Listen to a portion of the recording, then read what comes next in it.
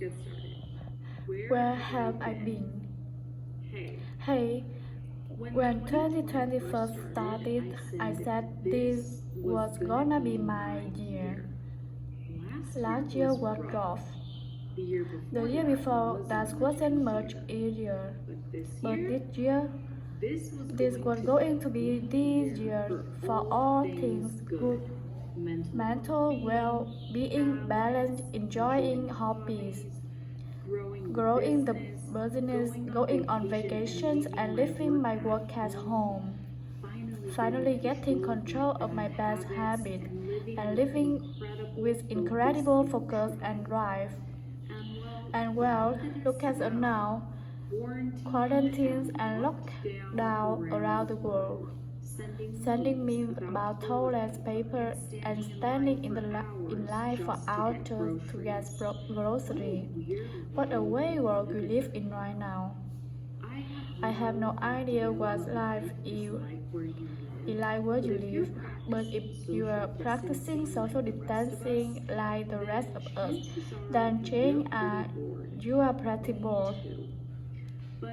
But just be told, I have been practicing social distancing long before it was a buzzword on the news. I was practicing all kinds of distancing, especially social media distancing. Because this year, unfortunately, had been one of the hardest years of my life so far. And it had nothing to do with any kind of virus. I don't want to get into the detail, but I will just say that I was dealing with some serious issues. Stuff that sent me into the deep depression made me lose the will to keep going, and finally has me calling therapists to get help. It's the kind of early stuff that no one wants to talk about. It's easy to go through life pretending everything is always peachy, but it's not.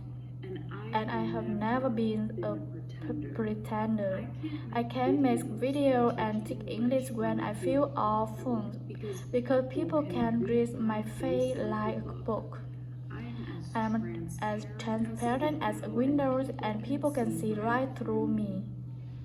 So I knew I needed to get myself in check before continuing with my work.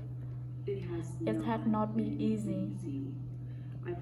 I have endless stress, migraines, insomnia, and a lot more. And that's great because it took a lot to push me over the edge. Wait, why am I telling you all this? Because I am finally seeing the light at the end of the tunnel. I am finally smiling again, laughing, and genuinely happy. My drive is coming back, and I am finally getting back to so many projects that were put on hold, like the new version of Connect Communicate and the pronunciation course I am making.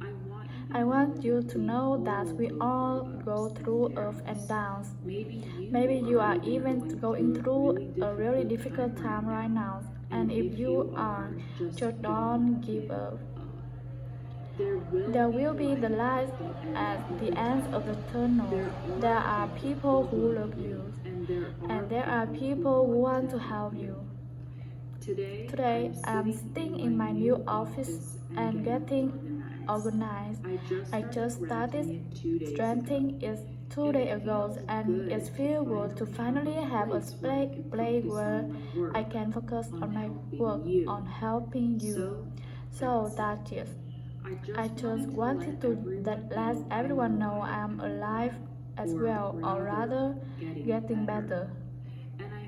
And I hope to get back on social media soon. I hope you are doing well and that you are taking advantage of the downtime to relax and be productive. We'll be in talk soon.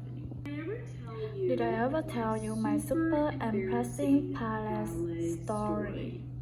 It happened when I was in 12th grade. First of all, I don't know if you know this, but ballet is super difficult. Professionals make it look easy, but it takes years and years of training to get good. I guess I didn't know that when I was 7 years old because I thought I could totally skip ballet 1 and jump to a ballet 2 class. Despite never having taken in a single dance class in my life. In my mind, the idea of taking ballet 1 with a bunch of children was boring and beneath me. I wanted something difficult. I wanted a challenge. So I asked the teacher if I could skip ballet 1 and join the ballet 2 class. Actually, I insisted. She, being a professional that she was, graciously obliged. Come to class on Monday with the ballet 2 students. She says, you can give it a shot and we'll go from. I was so excited. But then Monday came, and I will never forget the humiliation of trying to keep up with an advanced class that I was totally unprepared for. The music was too fast. My feet were too stiff, and my muscles were too weak. At that point, I didn't need the teacher or anyone else to tell me what was so readily apparent. I clearly was not ready for ballet 2, and it was naive of me to everything I could skip the fundamental. I still cling to this day when I remember that story. But I learned something I will never forget, and that's this. It doesn't matter how much of a hard-working overachiever you are. If you want to master a skill, you cannot skip the fundamental. Mastering a basic gives you a solid foundation on which you can build. And then, as you learn, practice and train diligently, advancing becomes natural and inevitable. Every expert was once a beginner, every skilled craftsman was once an every great artist was once a novice. And just I often see so many English students wanting to practice fast, connected speak in English when they still haven't mastered the vowel sound in English or the TA or the R. That's unwise and impractical because poor pronunciation strung together quickly in a sentence will simply result in spoken English that is difficult to decipher or simply unintelligible. So here is my advice.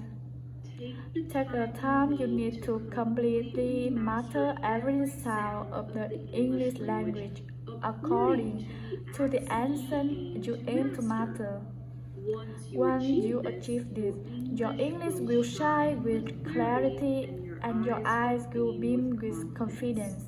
If you would like me to help you with this, go here to see what I have for you. Wishing you all the successful in the world.